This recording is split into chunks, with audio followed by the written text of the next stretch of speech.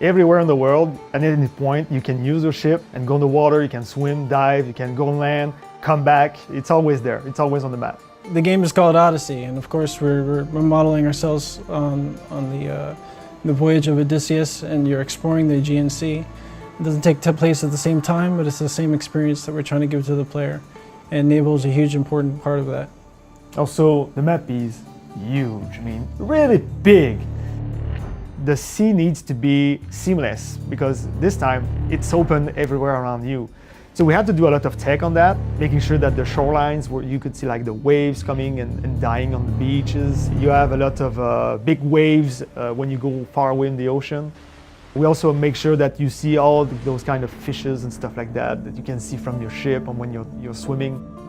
The naval combat in Odyssey is something more fast-paced, more close range.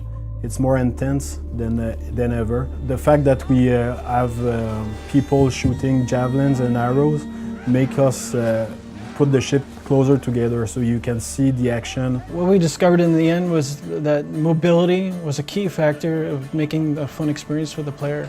So in fact, the boat has a very high acceleration. You're able to turn really fast, you're able to move really fast. You may see a boat about to ram you, and then like within a couple seconds you can sort of dodge out of the way because of the mobility of the ship. Some ships were shooting fire ammunition to burn the other ship.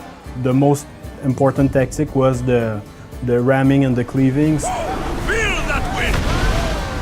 Yeah, and of course cleaving a ship is advantageous to the player because it's going to give him more life, more resources. So you're always looking for that opportunity to cleave a ship, not only for the spectacular nature of it, but also as a gameplay, it benefits the player. During those times, the ship was able to board and kill the remaining crew.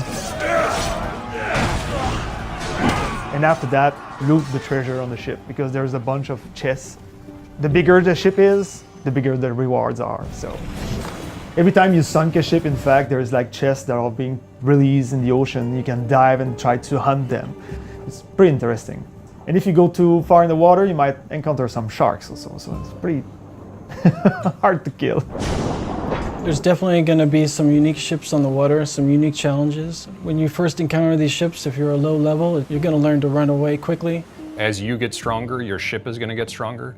But beyond that, there's upgrades that you're going to need to apply to your ship. So upgrading the arrows, the javelins, how much ramming damage it can do, how many lieutenants you can have on the ship, how strong the hull is, if you can shoot fire with your arrows or javelins. So there's a lot of upgrades to the ship that will make it more powerful. Well, mercenaries will come after you on sea, and it's a cool moment because they have awesome looking ships, they have unique figureheads, unique masts. When the player gets into combat with these guys, you could also board them. And so you can fight the mercenary like hand to hand on the deck of his ship, and hopefully you can even Sparta kick him off the deck. And this is like a way cooler moment to take out a mercenary in the game. They can also customize the ship how they want in terms of who they want to recruit and the perks they will want to have on the ship, so to create a synergy between upgrades and perks to build the way they want to play.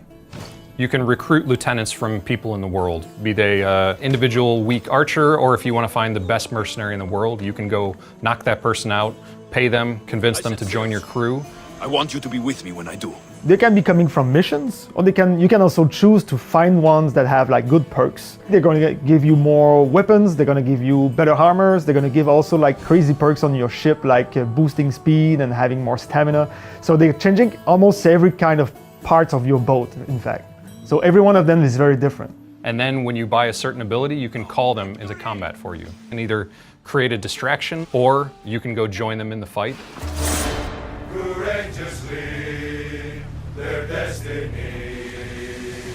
So the sea shanties, we have a couple at the beginning of the game that are available, and the more you progress in the game, you will unlock some sea shanties that will be about your Odyssey.